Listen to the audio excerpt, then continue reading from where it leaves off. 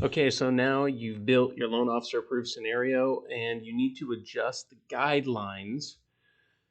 The scenario, this is your loan officer approved scenario, the one you built for your client with the subject property details or like a TBD property. You need to adjust the guidelines because you want to make sure that it's reporting back correctly and giving your customer the room to issue pre-approval letters. So the way you do that is in your loan program section. So up here you see in the left-hand side, it says programs. These are your program guidelines, okay?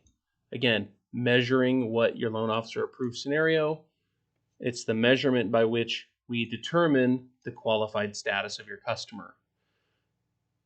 Most of the time, 90% of the time, you'll have a default set that's established on either a company level, a loan officer level, or a loan by loan level. Now, in this video, we're going to talk about your loan level program guidelines. You can adjust all the way up the ladder though, okay? So that the default framework here gets changed at the top level and affects cascadingly all the way down to a loan by loan. Now, in this case, I'm going to go ahead and change the guidelines. So let me do this. I'm going to goof my scenario up here real quick. I'm going to say 500 grand is my purchase price, and I'll click save. Now you can see that I'm throwing an error. Okay, DTI is too high, loan amount's too high. I'm going to adjust my program guidelines. Go to programs, select the program that you need to change for. The two calculators here represent the options I'm making available to my client. So you see this is checked. Make this program available to the borrower. Conventional, make this program. Jumbo, no, that's not selected. There's no calculator here. That's not an optional program that's available to my client. So in this case, I'm going to do conventional. I'm going to change my max loan amount to 550. I'm going to change my DTI to 90%. Now, these are fictitious. They're not real guidelines. What I want to show you is how I can adjust the restrictions on the loan. I can adjust the MI factors on the loan. I can even change which pre-approval letter template this client has access to when using this loan program.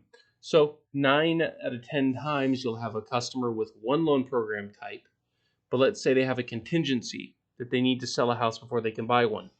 If you've built a letter template to include contingencies, you can select that from the drop down right here. Okay. Anytime you make changes, please save the changes. Go back to loans. Now, I changed on the conventional one.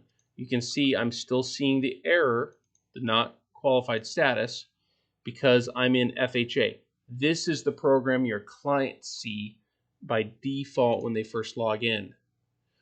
So if your clients may be qualified for conventional, go in here and change to conventional. Again, only two programs that are going to show here are selected in the programs area. Now I'm establishing a default for this customer.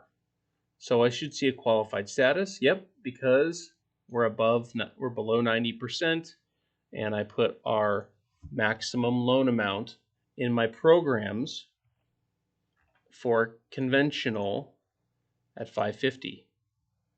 That is how you establish the guidelines that you're measuring your loan officer approved scenario against.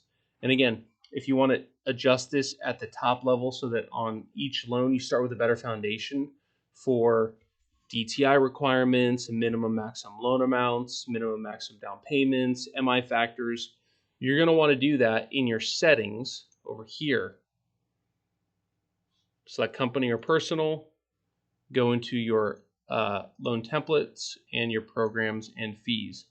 This is how you adjust your templates that float down to your loan level. Hopefully this helps.